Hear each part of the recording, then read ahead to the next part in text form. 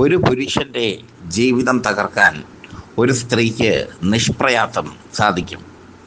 70കളിൽ മലയാളത്തിൽ സൂപ്പർതാര പരിവേഷമുണ്ടായിരുന്ന രവികുമാറിൻ്റെ ജീവിതം തകർത്തത് സുമിത്ര എന്ന നടിയാണ്. സുമിത്ര തെന്നിന്ത്യയിൽ അറിയപ്പെടുന്ന നടിയായി മാറിയപ്പോൾ രവികുമാർ ഒന്നുമല്ലാതായി മാറി. തൃശ്ശൂരിലെ പൂങ്കുന്നം തറവാട്ടിൽ ജനിച്ച സുമിത്ര നൃത്തശാല എന്ന ചിത്രത്തിലൂടെയാണ് ആദ്യമായി മലയാള സിനിമയിൽ എത്തിയത്. പിന്നീട് MTയുടെ ക്ലാസിക് സിനിമയായ നിർമാല്യത്തിൽ അഭിനയിച്ചു. അതിലെ അഭിനയത്തിന് രാഷ്ട്രപതിയിൽ നിന്ന് പ്രത്യേക ബഹുമതിയും സുമിത്ര സ്വന്തമാക്കി. പിന്നീട് പ്രേംനസീറിൻ്റെ നായികയായി അഭിനയിച്ച നീലപ്പൊന്മാൻ സുമിത്രയെ ഒരുപാട് ഉയരങ്ങളിലേക്ക് കൊണ്ടുപോയി. അതിലെ നീലപ്പൊന്മാനായി അഭിനയിച്ചത്, ടൈറ്റിൽ റോൾ അഭിനയിച്ചത് സുമിത്രയായിരുന്നു. ചിത്രം വലിയ വിജയമായി മാറി. ആ ചിത്രത്തിന് മറ്റൊരു പ്രത്യേകത കൂടിയുണ്ട്. റഷ്യൻ ഭാഷ ആദ്യമായി സംഭാഷണത്തിൽ കൊണ്ടുവന്ന ചിത്രമായിരുന്നു നീലപ്പൊന്മാൻ. ശാരംഗപാണിയായിരുന്നു ആ ചിത്രത്തിൻ്റെ രചയിതാവ്. കുഞ്ചാക്കോയായിരുന്നു നിർമ്മാതാവ്. പിന്നീട് സുമിത്ര രവികുമാറുമായി പ്രണയത്തിലായി. രവികുമാർ അന്ന് തിളങ്ങി നിൽക്കുന്ന നടനാണ്, റൊമാൻറ്റിക് ഹീറോയാണ്. ചോക്ലേറ്റ് ഹീറോയുടെ അവസാന വാക്ക് എന്ന് വേണമെങ്കിൽ പറയാം. ആക്ഷൻ രംഗങ്ങളും നൃത്തരംഗങ്ങളും ഒക്കെ രവികുമാറിന് വഴങ്ങും. അങ്ങനെ തരംഗമായി നിന്ന രവികുമാറിനെ സുമിത്ര പ്രണയിച്ച് വിവാഹം കഴിച്ചു. ആ വിവാഹ ജീവിതം വലിയ കാലം നീണ്ടു നിന്നില്ല.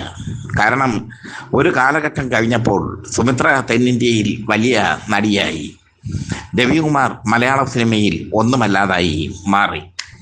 ജയൻ തരംഗത്തിന് ശേഷം മമ്മൂട്ടി, മോഹൻലാൽ തരംഗം വന്നതോടുകൂടി രവികുമാറിന് മലയാള സിനിമയിൽ സ്വന്തമായി ഒരു ഇരിപ്പിടം കിട്ടാതെ വന്നു.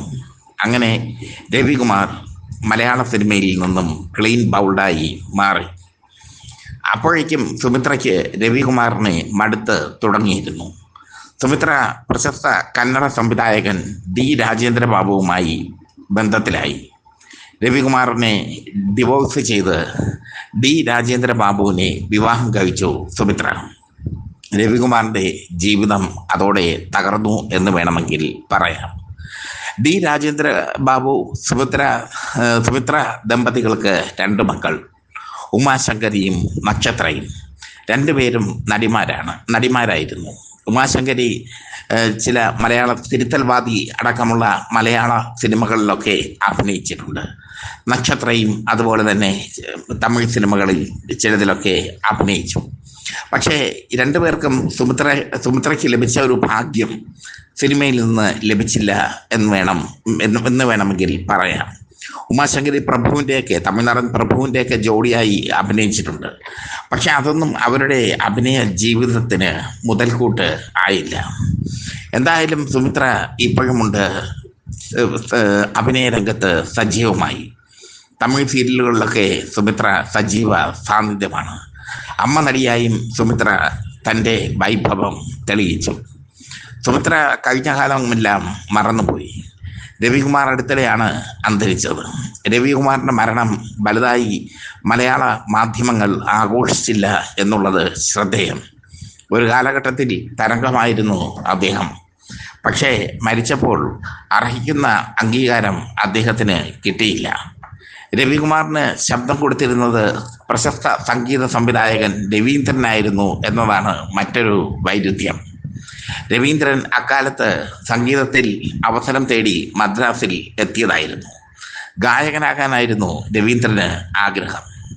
പക്ഷേ സംഗീത സംവിധായകനാകാനായിരുന്നു നിയോഗം. മദ്രാസിലെത്തിയ രവീന്ദ്രൻ ജീവിച്ചത് രവികുമാറിന് ശബ്ദം കൊടുത്തുകൊണ്ടാണ്.